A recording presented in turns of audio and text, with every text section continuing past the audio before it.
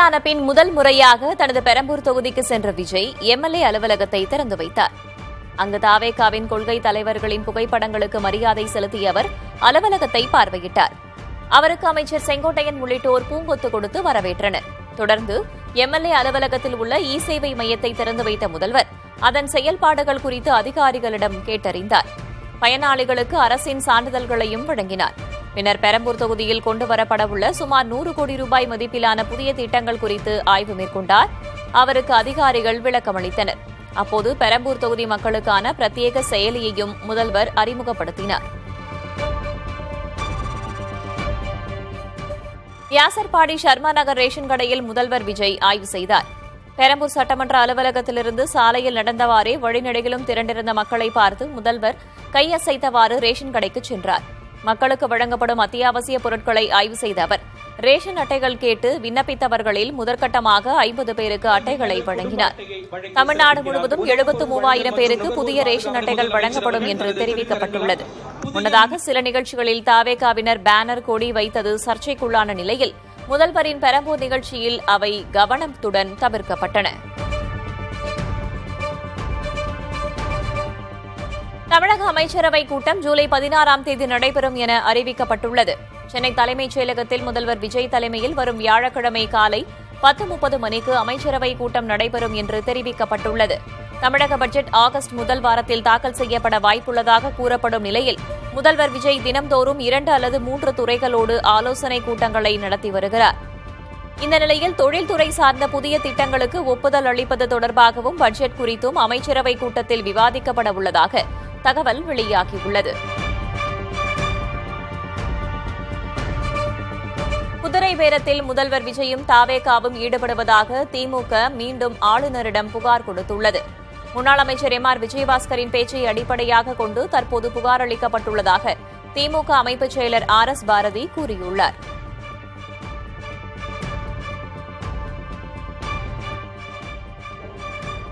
ஊழலிலே அவர் ஈடுபட்டு வந்திருக்கிறார் என்பதற்கு ஏற்கனவே 4ஆம் தேதி ஆளுநரை நானும் மற்றும் குழுவினரும் சென்று சந்தித்து புகார் கொடுத்தோம். அந்த புகாரில் நாங்கள் குறிப்பிட்டது வைகோ அவர்கள் கொடுத்த ஸ்டேட்மெண்ட் உங்களுக்கு எல்லாருக்கும் தெரியும். அதே போல விஜயபாஸ்கர் அவர்களும் வெளிப்படையாகவே செய்தியாளர் கூட்டத்தில் என்னை தாவேகாவுக்கு வந்து சேரும்படி கேட்டுக்கொண்டார்கள். ஆகவே தான் நான் ராஜினாமா செய்கிறேன் என்று சொல்லி ராஜினாமா செய்துவிட்டு அவரும் சேர்ந்து விட்டார். ஆக இதெல்லாம் குதிரைபேட ஊழலுக்கு தகுந்த ஆதாரங்கள் என்பதை சுட்டிக்காட்டுகிற வகையில் ஆளுநரிடத்திலும் டிவிசியிலும் திமுகவின் சார்பில் நாங்கள் புகார் கொடுத்திருக்கிறோம். அந்த ரீசனபிள் டைமுக்குள்ள அவர் ஆக்ஷன் எடுக்கிறதுனா லீகல் ஆக்ஷன் எடுப்போம். லீகல் ப்ரொசீஜர் எடுக்கிறதுக்கு தான் இதெல்லாம் செய்யறோம். கடந்த தேர்தலில் செத்த பாம்பையே திமுக அடித்துக் கொண்டிருந்ததாக திமுக அமைப்புச் செயலர் ஆர்.எஸ். பாரதி மறைமுகமாக அதிமுகவை விமர்சனம் செய்திருக்கிறார். கரூரில் இடாம் நிலம் தொடர்பாக முன்னாள் அமைச்சர் எம்.ஆர். விஜயபாஸ்கரும் முதல்வர் விஜயும் நாடகமாடியதாகவும் குற்றஞ்சாட்டியுள்ளார். மிகப்பெரிய பொய்ய சொல்றார். ஏதோ கரூரில் அறநிலையத்துறையின் சார்பாக இடங்களை அரசாங்கம் எடுத்துக்கொண்டது கோயிலுடைய இடத்தை ஏழைகள் குடியிருக்கிற இடத்துல சொல்றார். அதற்கு இவர் இப்ப கொடுக்கிறாராம் விஜயபாஸ்கர் மனு கொடுப்பதை போலவும் அந்த மனுவை முதலமைச்சர் ஏற்றுக்கொள்வதை போகவும் இது என்னைக்கு நடக்குது 10ஆம் தேதி. ஆனால் 9ஆம் தேதி ஜியோ போட்டான்.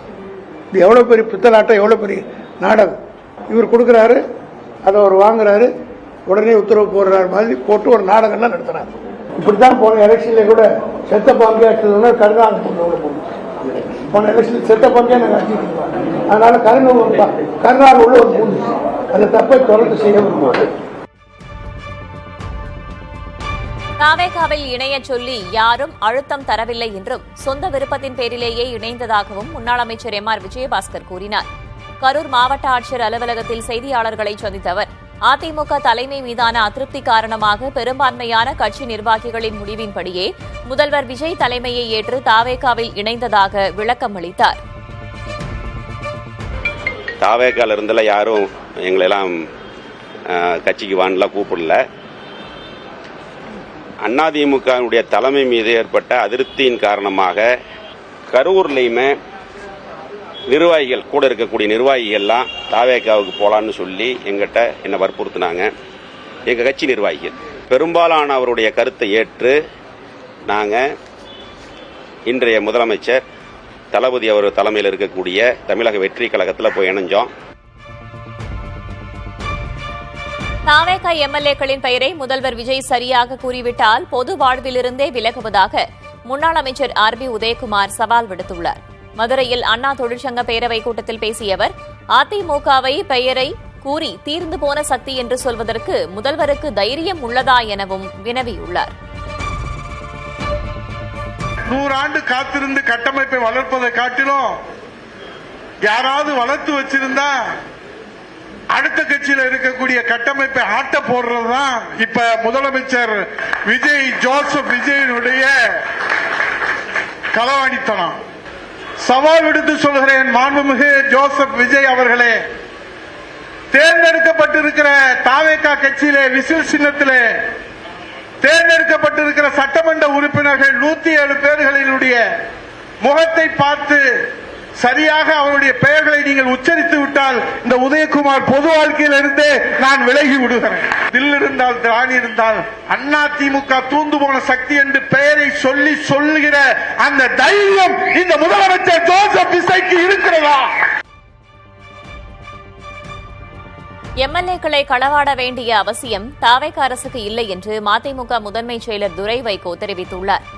திருச்சியில் பேட்டியளித்த அவர் திமுக தாவேகா ஓரணியில் இணைய வேண்டுமென்ற விசிக தலைவர் திருமாவளவனின் கருத்து ஏற்புடையது அல்ல எனவும் கூறினார். சகோதரர் விஜயோடைய அரசு அவங்க களவாடுறதுக்குன்னு அவசியம் கிடையாது. ஓட்டுகளை களவாடினாங்களா? நான் கேட்கிற முதல் கேள்வி. அதிமுக இன்னைக்கு பல சட்டமன்ற உறுப்பினர்கள் ராஜினாமா பண்றதுக்கு முக்கிய காரணம், முதல் காரணம் திமுகவோட ஒரு ரகசிய கூட்டணி. அதை அவங்களால ஏத்துக்க முடியல. அதான் அண்ணன் திரும்ப நான் மதிக்கிறேன். நான் இந்த விஷயத்தை பொறுத்த வரைக்கும் அது ஏற்புடையது அல்ல நான் சொல்லுவேன். நான் ஏன்னா அரசியல் ரீதியாக சித்தாந்த ரீதியாக தாவேகா எதிர்க்கும் நம்முடைய முதலமைச்சர் தெளிவாக சொல்லியிருக்கிறார். அதே ரீதியை பொறுத்த வரைக்கும் நீங்க இந்த சட்டமன்ற தேர்தல் முடிஞ்சதுக்கு அப்புறம் அதிமுக கூட்டணி, பாஜக அதிமுக கூட்டணி கூட ஒரு பேச்சுவார்த்தை நடத்தினது யார் நடத்தினாங்க? திமுக நடத்தினாங்க. அப்படிப்பட்டவங்க எப்படி அவங்க பாஜக எதிர்க்க முடியும்? நாகர்கோவிலில் விசாரணை கைதியை காவல்துறையினரே தாக்கிக் கொன்றதாக கூறி உறவினர்கள் சாலை மறியலில் ஈடுபட்டனர். ஆசாரிப்பள்ளம் அரசு மருத்துவக் கல்லூரி மருத்துவமனையில் உயிரிழந்த சபரிவர்மனின் உடல் கொண்டுவரப்பட்ட நிலையில் உறவினர்கள் மருத்துவமனை வளாகம் முன்பு முற்றுகை போராட்டத்தில் ஈடுபட்டனர். தொடர்ந்து சாலை மறியலிலும் ஈடுபட்ட அவர்கள் சபரிவர்மனின் மரணத்திற்கு காரணமானவர்களை கொலை வழக்கில் கைது செய்ய வேண்டும் என வலியுறுத்தினர். அவர்களோடு பேச்சுவார்த்தை நடத்திய மாவட்ட எஸ்பி ஸ்டாலின் சபரிவர்மனின் உடலை பார்க்க ஏற்பாடு செய்தார். வெள்ளிக்கிழமை நானும் அவளும் போய் பார்க்க போனோம். பார்த்தா என்ன பேசணும், நல்லபடியா இருந்தா நல்லா இருக்கேன், ஒன்றும் பிரச்சனை இல்லைன்னா ஃப்ரூட்ஸ் எல்லாம் கேட்டா எல்லாம் வாங்கி கொடுத்து இன்னைக்கு பார்க்க வரதாட்டு இருந்தோம். காலையில 6 மணிக்கு போன் பண்ணி சொல்லாங்க ஹாஸ்பிட்டல் இருக்காங்க வாங்க. சரி 7:20 கட்சிக்கு போன் பண்ணி சொல்லாங்க இறந்து போயிட்டாங்க வாங்க. இங்க வந்து பாரு என் தம்பியை காணிங்கன்னா மாச்சரியில இருக்க போய் பாரு. கடைசி எப்படி சார் நீங்க சைன் பண்ணாம கூட அது டாக்டர் ஆள் இல்ல அனாதைன்னு சொல்லி போட்டு தந்தாருன்னு சொல்லுவாங்க. என்ன நடந்தது தெரியாது. போலீஸ் தான் அடிச்சு கொண்டுட்டாங்க. அந்த தெற்கு தமிழ் எஸ்ஐ தான் எனக்கு சந்தேகம். நாகர்கோவிலில் விசாரணை கைதி சபரிவர்மன் உயிரிழந்த விவகாரத்தில் முறையான விசாரணை நடத்த வேண்டும் என தமிழக அரசை பாஜக மாநில தலைவர் நைனா நாகேந்திரன் வலியுறுத்தியுள்ளார். அவர் தனது எக்ஸ் தள பதிவில் தாவேகா ஆட்சியிலும் லாக்அப் மரணங்கள் தொடர்கிறதா என வினவியுள்ளார். மாற்றுத்திறனாளியான சபரிவர்மன் சிறையில் அடித்துக் கொல்லப்பட்டதாக அவரது உறவினர்கள் குற்றம் சாட்டுவதை சுட்டிக்காட்டியுள்ள அவர் இந்த சம்பவம் பல்வேறு சந்தேகங்களை எழுப்புவதாகவும் விஜய் அரசு முறையான விசாரணை நடத்த வேண்டும் என்றும் கேட்டுக் கொண்டுள்ளார். காவல் நிலையங்களில் ஏற்படும் மரணங்களை எளிதாக கடந்துவிட முடியவில்லை என்றும் நைனா நாகேந்திரன் தெரிவித்துள்ளார்.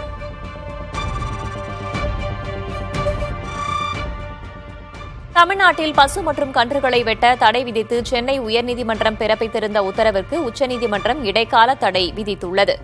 முன்னதாக பக்ரீத் உள்ளிட்ட எந்த நாட்களிலும் பசுக்களை வெட்டக்கூடாது என்றும் அங்கீகரிக்கப்பட்ட இறைச்சி கூடங்களில் மட்டுமே விலங்குகளை வதைக்க வேண்டும் என்றும் சென்னை உயர்நீதிமன்றம் உத்தரவிட்டிருந்தது. இந்த உத்தரவிற்கு எதிராக தமிழக அரசு உச்சநீதிமன்றத்தில் மேல்முறையீடு செய்தது. இந்த மனுவை இன்று விசாரித்த உச்சநீதிமன்ற நீதிபதி விக்ரம்நாத் தலைமையிலான அமர்வு உயர்நீதிமன்ற ஆணைக்கு இடைக்கால தடையை விதித்திருப்பதோடு இது தொடர்பாக மனுதாரர் மற்றும் தமிழக அரசு பதிலளிக்க நோட்டீஸ் அனுப்பியும் உத்தரவிட்டுள்ளது. மக்கள் பிரச்சினைகளை கொண்டு செல்பவர்களை விட்டுவிட்டு பிரபலமாக இருப்பவர்களை மட்டுமே முதல்வர் விஜய் நேரில் சந்திப்பதாக கிருஷ்ணசாமி குற்றம் சாட்டியுள்ளார். சென்னை நுங்கம்பாக்கத்தில் செய்தியாளர்களிடம் பேசிய அவர், ரயில் செல்லாமல் ஒரே இடத்தில் நின்று கொண்டிருப்பதை போன்றுதான் இந்த அரசின் செயல்பாடுகள் இருப்பதாக விமர்சித்தார்.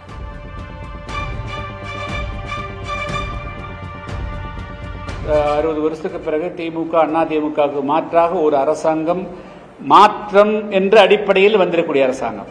ஆனால் மாற்றத்தை கொடுப்பதற்கு பதிலாக ஏமாற்றத்தை கொடுப்பது போல் தெரியுது. மக்கள் இதுவரையில் விவசாயிகளுடைய பிரதிநிதிகள் போய் நேரடியாக சந்தித்த மாதிரியோ, அது தொழிலாளருடைய பிரச்சனைகளை கேட்ட மாதிரியோ, அல்லது வியாபாரிகளுடைய பிரச்சனைகளை கேட்ட மாதிரியோ இல்லை. ஸோ இது யாரெல்லாம் பிரபல்யமாக்குறார்களோ அவங்க மட்டும் போய் பார்க்குறாங்க, எளிதாக பார்க்குறாங்க, போட்டோ வருகிறது. அரசியல் சாஸ்திரங்கள் அப்பாற்பட்டவர்கள் முதலமைச்சருடைய அப்பாயின்மெண்ட்டையும் கூட தீர்மானிக்கக்கூடிய மோசமான நிலை இருக்கிறது. இதுக்கெல்லாம் காரணமாக திமுகவும் அதிமுகவின் நாட்டின் நலன் கருதி ஓரணியில் இடம்பெறலாம் என்று இந்திய கம்யூனிஸ்ட் கட்சியின் மாநில செயலர் வீரபாண்டியன் தெரிவித்துள்ளார்.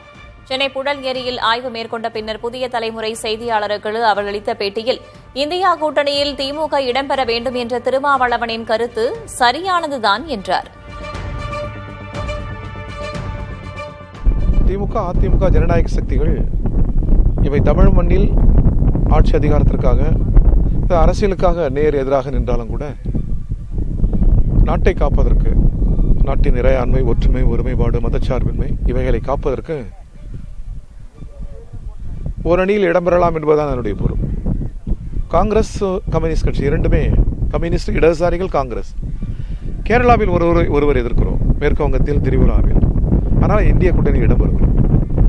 இது மதச்சார்பின்மையை காக்க, பன்முகத்தை காக்க, நாட்டின் இறையாண்மையை, ஒற்றுமை, ஒருமைப்பாட்டை காக்க. அந்த வகையில் தான் திருமாவர்கள் தொலைநோக்குடன் அந்த கருத்தை சொல்லியிருக்கிறார்கள். பாஜகவுக்கு எதிராக அனைத்து அரசியல் சக்திகளும் ஒன்றிணைய வேண்டும் என்று மதுரை எம்பி சு வெங்கடேசன் தெரிவித்துள்ளார். மதுரை மேலூரில் செய்தியாளர்களை சந்தித்த அவர், மாநில அரசியலில் கருத்து வேறுபாடுகள் இருந்தாலும் பாஜகவுக்கு எதிராக கைகோர்ப்பது அவசியம் என்றார். பாஜகவினுடைய ஆபத்து, இந்துத்துவ வெறுப்பு அரசியலின் ஆபத்து அவ்வளவு பெரும் ஆபத்து. இந்த ஆபத்தை உணர்ந்துதான் இந்துத்துவ வெறுப்பு அரசியலுக்கு எதிரான அனைத்து அரசியல் சக்திகளும், மாநிலங்களில் வேறுபட்ட கருத்துக்கள் இருக்கலாம், மாநிலங்களில் நிச்சயம் எதிர்க்கிறது ஆளுங்கட்சி அல்லாத கட்சிகளும் ஆளுங்கட்சியும் தனித்தனிதான் மாநிலங்களில். ஆனால் இந்தியாவின் ஒற்றுமை, மக்களின் ஒற்றுமை என்று வருகிற பொழுது பாசிசத்துக்கு எதிரான அனைவரும் ஒரு புள்ளியில் சேர வேண்டும், இணைய வேண்டும். அதைத்தான் தோழர் திருமாவர்களும் தெரிவித்திருக்கிறார். கொடநாடு விவகாரம் குறித்து தமிழக அரசு விரைவில் விசாரணை நடத்தும் என்று தாவேகாவில் இணைந்த புகழேந்தி தெரிவித்துள்ளார். கோவையில் செய்தியாளர்களை சந்தித்த அவர், எம்எல்ஏ பதவியை ராஜினாமா செய்தவர்கள் மீது சட்டப்படி எந்த நடவடிக்கையும் எடுக்க முடியாது என்றார்.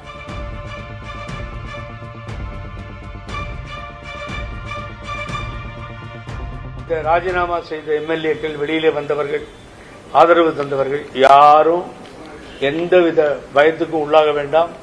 சட்டப்படி எந்த நடவடிக்கையும் எடுக்க முடியாது, அது நடக்காது. கொடநாடு விரைவில் விசாரிக்கப்படும். பழைய ஃபைல்ல தோன்றன்ட்டார், ஏகப்பட்ட ஃபைல் தோண்டப்படும். இந்த ஆட்சியை வச்சு லஞ்சத்தில், லாவணியத்தில் இருக்கவங்களோ மற்றவங்களோ தப்பிக்க முடியாது. ஊழலுக்கு இந்த ஆட்சி துணை போகாது. பரந்தூர் பசுமை வழி விமான நிலைய திட்டம் குறித்து தற்போதைய தமிழக அரசிடமிருந்து இதுவரை எந்தவொரு அதிகாரப்பூர்வ தகவலும் வரவில்லை என மத்திய சிவில் விமான போக்குவரத்து அமைச்சகம் தெரிவித்துள்ளது. 27,000 கோடி ரூபாய் மதிப்பிலான இத்திட்டத்திற்கு ஏற்கனவே நில ஒப்புதல் வழங்கப்பட்டுவிட்டதாக குறிப்பிட்டுள்ள மத்திய அரசு இறுதி முடிவை மாநில அரசு எடுக்க வேண்டும் என கூறியுள்ளது. தேர்தலுக்கு முன்பாக இத்திட்டத்திற்கு விஜய் எதிர்ப்பு தெரிவித்திருந்த நிலையில் சுற்றுச்சூழலை கருத்தில் கொண்டு பரந்தூர் திட்டம் கைவிடப்பட்டு மாற்று இடம் தேர்வு செய்யப்படலாம் என்ற ஊகங்கள் தற்போது எழுந்துள்ளன. மீன்பிடி தடைக்கால நிவாரணத் தொகையை உயர்த்த கோரிய வழக்கில் தலையிட முடியாது என உயர்நீதிமன்ற மதுரை அமர்வு தெரிவித்துவிட்டது. ராமநாதபுரம் மாவட்டத்தைச் சேர்ந்த தீரன் திருமுருகன் தாக்கல் செய்த பொதுநல மனுவில் தமிழகத்தில் மீன்பிடி தடைக்கால நிவாரணத் தொகையாக 8,000 ரூபாய் வழங்கப்பட்டு வருவதாகவும் இந்த தொகை போதுமானதாக இல்லை என்றும் குறிப்பிட்டிருந்தார். மனு விசாரணைக்கு வந்த நிலையில் மனுதாரர் தரப்பில் மீன்பிடி தடைக்கால நிவாரணத்தை 20,000 ரூபாயாக உயர்த்துவதாக தமிழக வெற்றிக் கழகம் தேர்தல் வாக்குறுதி அளித்திருந்ததாகவும் குறிப்பிட்டார். வாதங்களை கேட்ட நீதிபதிகள் நிவாரணத் தொகை என்பது அரசின் கொள்கை முடிவு என்றும் இதில் நீதிமன்றம் உத்தரவு பிறப்பிக்க முடியாது என்றும் கூறினர். அடுத்த மீன்பிடி தடை காலத்திற்கு உரிய முடிவெடுக்க அரசுக்கு அறிவுறுத்தி வழக்கை நீதிபதிகள் முடித்து வைத்தனர். பெங்களூருவுக்கு குடிநீர் வேண்டும் என கர்நாடகாவில் பாஜகவினர் பிரச்சினையை தூண்டுவதாக தமிழக காங்கிரஸ் கமிட்டி தலைவர் மாணிக்கம் தாக்கூர் குற்றம் சாட்டியுள்ளார். காமராஜரின் பிறந்த நாளை முன்னிட்டு சென்னை மெரினா கடற்கரையில் அமைக்கப்பட்ட அவரது மலர்ச்சிற்பத்தை மாணிக்கம் தாக்கூர் பார்வையிட்டார். பின்னர் செய்தியாளர்களிடம் பேசிய அவர், மேகதாது அணை கட்ட அனுமதி அளிக்க வேண்டும் என்று பிரதமரிடம் கர்நாடக பாஜக தலைவர்கள் தொடர்ந்து வலியுறுத்தி வருவதாக கூறினார். பிஜேபி காரர்கள் என்ன சொல்றாங்க, கர்நாடகத்துல நம்மளுக்கு தண்ணி வேணும் கிளப்பி விடுறாங்க பாஜக. நீங்க இதை கர்நாடக மாநிலமா பார்க்கணும், காங்கிரஸ் காரனா பார்க்காதீங்க. கர்நாடக மாநிலமா பாருங்க, தமிழகமா பாருங்க. தமிழ்நாட்டில் இதே சட்டமன்றத்தில் எல்லாரும் சேர்ந்து தீர்மானம் போட்டோம். காங்கிரஸ் கட்சி உடன் இருந்துச்சு, எங்க அமைச்சர் உடன் இருந்து கூட பேசினார் அதுக்கு ஆதரவா. காங்கிரஸ் கட்சி எங்களை பொறுத்த மட்டும் மிக தெளிவாக இருக்கிறோம். அதுல ஒரு செங்கலை கூட வைக்கக்கூடாது என்பதில் மிக தெளிவாக எங்களுடைய முயற்சிகள் இருக்கும். தமிழ்நாடு காங்கிரஸ் கமிட்டியை பொறுத்த மட்டும் ஒரு செங்கலை கூட மேகதாதுக்காக வைக்கக்கூடாது என்பதில் எந்த சந்தேகமும் இல்லை. நாங்கள் அதற்காக தொடர்ந்து போராடுவோம். டெல்லியில் நடைபெற்ற நிகழ்ச்சியில் கவிஞர் வைரமுத்துவுக்கு இலக்கியத்திற்கான உயரிய விருதான ஞானபீட விருது வழங்கப்பட்டது. பாரதிய ஞானபீட அமைப்பு சார்பில் இலக்கியத்துறையில் பங்காற்றியவர்களுக்கு ஆண்டுதோறும் ஞானபீட விருது வழங்கி கௌரவிக்கப்படுகிறது. இந்நிலையில் 2025ஆம் ஆண்டுக்கான விருது கவிஞர் வைரமுத்துவுக்கு வழங்கப்பட்டுள்ளது. முன்னாள் மத்திய அமைச்சர் கரண் சிங் வைரமுத்துவுக்கு விருதை வழங்கி கௌரவித்தார். ஏற்கனவே 1975ஆம் ஆண்டு அகிலனும் 2002ஆம் ஆண்டு எழுத்தாளர் ஜெயகாந்தனும் இந்த விருதை பெற்றிருந்தனர். விருது பெற்றது குறித்து குறிப்பிட்ட வைரமுத்து, இவ்விருதை தமிழர்கள் அனைவரும் தங்களுக்கு கிடைத்ததாக கொண்டாட வேண்டும் என கூறினார். இந்திய இலக்கியத்துக்கு வழங்கப்படும் உச்சபட்சமான விருது. இந்தியாவில் இலக்கியத்துக்கு வழங்கப்படும் நோபல் பரிசு என்று கருதத்தக்கது. அது 24 ஆண்டுகளுக்கு பிறகு இந்த ஆண்டு தமிழுக்கு கிடைத்திருக்கிறது. இந்த விருது ஒவ்வொரு தமிழனுக்கும் காணிக்கையாக்கப்படுகிறது. ஒவ்வொரு தமிழரும் இந்த விருதை தங்கள் வீட்டு விருதாக கருதி கொண்டாட வேண்டும். அண்ணா பல்கலைக்கழகத்தில் PhD மாணவர் சேர்க்கை மீண்டும் தாமதமாகியுள்ளதால் ஆராய்ச்சி மேற்கொள்ள திட்டமிட்ட மாணவர்கள் கவலையில் ஆழ்ந்துள்ளனர். தற்காலிக ஆசிரியர் தொடுத்த வழக்கில் சென்னை உயர்நீதிமன்றம் வழங்கிய இடைக்கால தடையால் கடந்த மே 17 மற்றும் 24ஆம் தேதிகளில் நடைபெறவிருந்த PhD MS மாணவர்களுக்கான நுழைவுத் தேர்வு ரத்து செய்யப்பட்டது. இதற்கு எதிராக தாக்கல் செய்யப்பட்ட மேல்முறையீட்டில் சாதகமான தீர்ப்பு வரும் என்று எதிர்பார்க்கப்படுவதாக பல்கலைக்கழக நிர்வாகம் தெரிவித்துள்ளது. அதுவரை காத்திருக்குமாறு மாணவர்களுக்கு அறிவுறுத்தியுள்ளது. தமிழர்கள் அதிகம் வசிக்கும் மும்பை தாராவி அடுத்த 18 மாதங்களில் பல்வேறு வசதிகளுடன் முழுவதுமாக மாற்றமடைய உள்ளதாக மகாராஷ்டிரா அரசு கூறியுள்ளது. இதுகுறித்து கருத்து தெரிவித்துள்ள முதல்வர் தேவேந்திர பட்னவிஸ், ஆசியாவின் மிகப்பெரிய குடிசை பகுதியான தாராவியை மறுசீரமைப்பு செய்யும் திட்டத்தில் முதற்கட்டமாக 10,000 மறுவாழ்வு வீடுகள் அடுத்த 1.5 ஆண்டுகளில் கட்டி முடிக்கப்பட உள்ளதாக கூறினார். பூமி பூஜை போன்ற சடங்குகளை தவிர்த்து நேரடியாக பிரதமர் மோடி கைகளால் பயனாளிகளுக்கு சாவி வழங்கப்படும் என்றும் அவர் குறிப்பிட்டார். தகுதி வாய்ந்த அனைவருக்கும் தாராவிலேயே 350 சதுரடி வீடுகள் ஒதுக்கப்படுவதோடு அங்கு நடத்தப்படும் சிறு தொழில்களுக்கு 5 ஆண்டுகள் GST வரியிலிருந்து விலக்கு அளிக்கவும் அரசு திட்டமிட்டுள்ளது. ஹோர்முஸ் நீரிணை பகுதியை சுற்றியுள்ள ஈரானின் ஏவுகணை மற்றும் வான் பாதுகாப்பு அமைப்புகளை குறிவைத்து அமெரிக்கா பலத்த தாக்குதல்களை நடத்தியுள்ளது. ஏவுகணை தளங்கள் மட்டுமின்றி ஈரானின் இஸ்லாமிய புரட்சிகர காவல் படையின் சிறிய ரக அதிவேக படகுகள் மீதும் தாக்குதல் நிகழ்த்தப்பட்டுள்ளது. நீரிணை வழியாக செல்லும் வணிக கப்பல்கள் மீதான ஈரானின் தாக்குதல் திறனை முடக்கும் நோக்கத்தில் ஞாயிற்றுக்கிழமையன்று கூடுதல் வான்வழி தாக்குதல்களை நடத்தியதாக அமெரிக்காவின் மத்திய ராணுவ தலைமையகமான சென்காம் உறுதி செய்துள்ளது. முன்னதாக அமெரிக்க தலையீட்டின் காரணமாக ஹோர்முஸ் நீரிணை மறு உத்தரவு வரும் வரை மூடப்படுவதாக ஈரான் அறிவித்தது.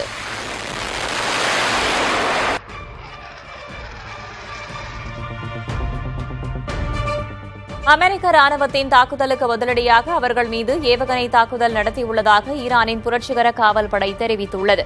வளைகுடா பகுதியில் உள்ள அமெரிக்க முகாம்கள் மீது ஈரானும் பதிலுக்கு ஈரான் மீது அமெரிக்காவும் தீவிர ஏவுகணை ட்ரோன் தாக்குதல்களை நடத்தியுள்ளன. கடல்வழி போக்குவரத்தை கட்டுப்படுத்த ஹோர்முஸ் நீரிணையை மீண்டும் மூடியுள்ளதாக ஈரான் அறிவித்துள்ளதால் இப்பகுதியில் பதற்றம் அதிகரித்துள்ளது.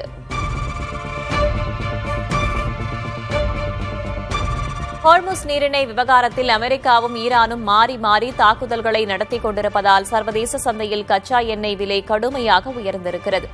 இதன்படி பிரெண்ட் கச்சா எண்ணெய் விலை 3.3 விழுக்காடு அதிகரித்து ஒரு பீப்பாய் $78.5 எட்டியுள்ளது.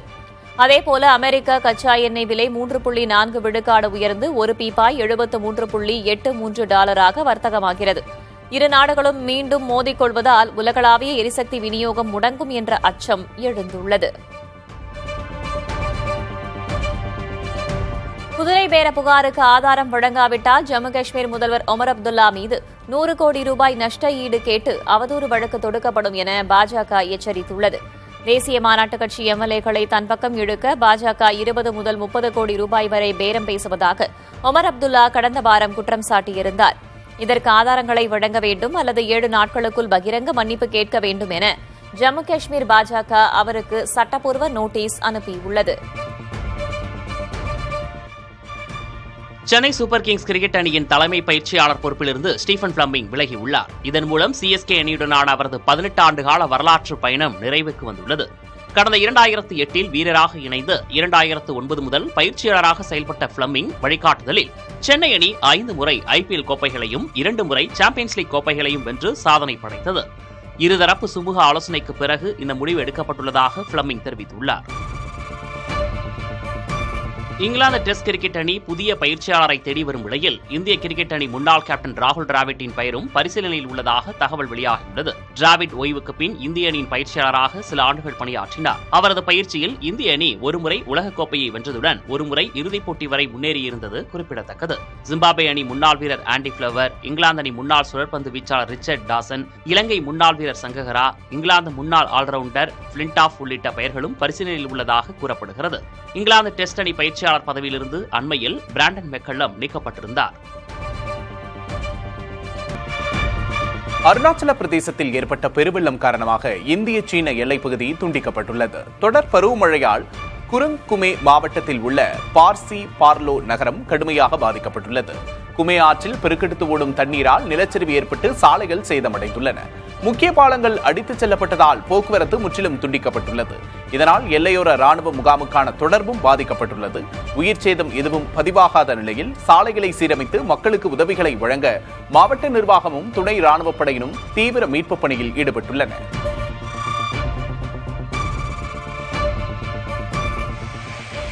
அஸ்ஸாம் மாநிலம் லக்கிம்பூர் மாவட்டத்தில் பெய்த கனமழையால் கடுமையான வெள்ளப்பெருக்கு ஏற்பட்டுள்ளது. அங்குள்ள நகரானி கிராமம் முழுமையாக வெள்ளத்தில் மூழ்கியதால் போக்குவரத்து முற்றிலும் துண்டிக்கப்பட்டு இயல்பு வாழ்க்கை முடங்கியுள்ளது. பரந்த அளவிலான விவசாய நிலங்கள் சேதமடைந்துள்ள நிலையில் குடியிருப்பு பகுதிகளுக்குள் நீர் புகுந்திருப்பதால் மக்கள் தவித்து வருகின்றனர். பாதிக்கப்பட்ட பகுதிகளில் பேரிடர் மீட்புக் குழுவினர் தீவிர மீட்புப் பணிகளில் ஈடுபட்டுள்ளனர்.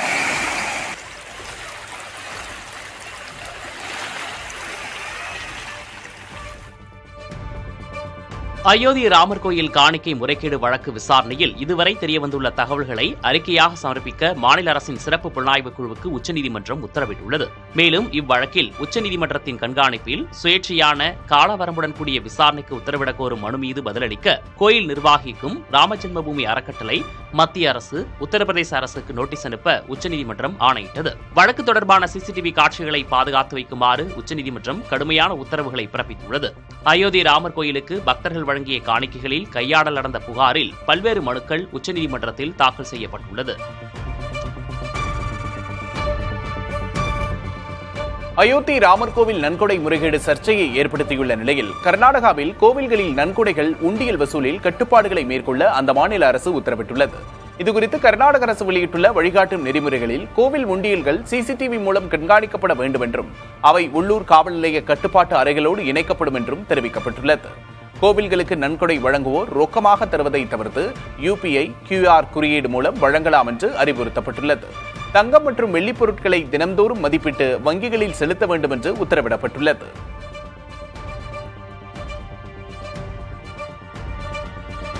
அமர்நாத் யாத்திரை செல்லும் பக்தர்களையும் சுற்றுலா பயணிகளையும் ஜம்முவின் செனாப் ரயில் பாலம் பெரிதும் கவர்ந்து வருகிறது. உலகின் மிக உயரமான இந்த ரயில்வே வளைவு பாலத்தை கண்டு பார்வையாளர்கள் அலைமோதுகின்றனர். இதற்கிடையே தேசிய நெடுஞ்சாலையில் யாத்ரீகர்களின் பாதுகாப்புக்காக சிஆர்பிஎஃப் படையினர் தீவிர ரோந்து பணியிலும் 24 மணி நேர நடமாடும் மருத்துவ முகாம் மூலமாக சிகிச்சை அளிக்கும் பணியிலும் ஈடுபட்டிருக்கிறார்கள்.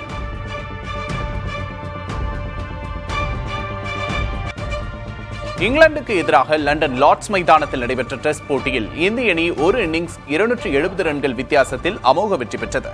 முதல் இன்னிங்ஸில் 285 ரன்கள் எடுத்த இந்திய அணி இரண்டாவது இன்னிங்ஸில் 7 விக்கெட் இழப்புக்கு 341 ரன் எடுத்து டிக்ளேர் செய்தது.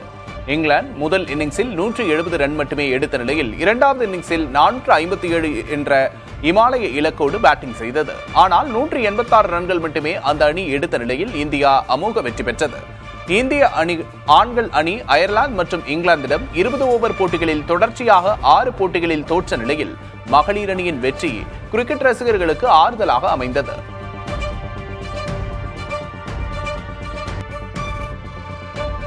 இலங்கையில் டெங்கு காய்ச்சல் மிக வேகமாக பரவி வருகிறது. இந்த ஆண்டில் மட்டும் 67,000க்கும் அதிகமானோர் பாதிக்கப்பட்டு 47 பேர் உயிரிழந்துள்ளனர். தினசரி பாதிப்பு 1000-ஐ தாண்டியுள்ளது. 11 மாவட்டங்களில் உள்ள 60 அதி அபாய பகுதிகளில் இன்று முதல் சிறப்பு டெங்கு ஒழிப்பு பணிகள் தொடங்குகின்றன. இதற்கிடையே கொசுக்கடியிலிருந்து தங்களை பாதுகாத்துக் கொள்ளும் வகையில் பள்ளி மாணவர்கள் தங்களது கை மற்றும் கால்களை முழுமையாக மூடும் ஆடைகளை அணிந்து வர கல்வி அமைச்சகம் அனுமதி அளித்துள்ளது. முன்னாள் அமைச்சர் ஏவா வேலுவுக்கு எதிரான லுக் அவுட் நோட்டீஸுக்கு விதிக்கப்பட்ட தடையை எதிர்த்து தமிழ்நாடு அரசு உச்சநீதிமன்றத்தில் மேல்முறையீடு செய்துள்ளது. இதனை நாளை மறுதினம் விசாரிக்க உச்சநீதிமன்றம் ஒப்புக்கொண்டுள்ளது. நெடுஞ்சாலைத்துறை முறைகேடு வழக்கில் முன்னாள் அமைச்சர் ஏவா வேலுவுக்கு எதிராக காவல்துறை லுக் அவுட் நோட்டீஸ் பிறப்பித்திருந்தது. இதற்கு உயர்நீதிமன்றம் தடை விதித்திருந்தது குறிப்பிடத்தக்கது.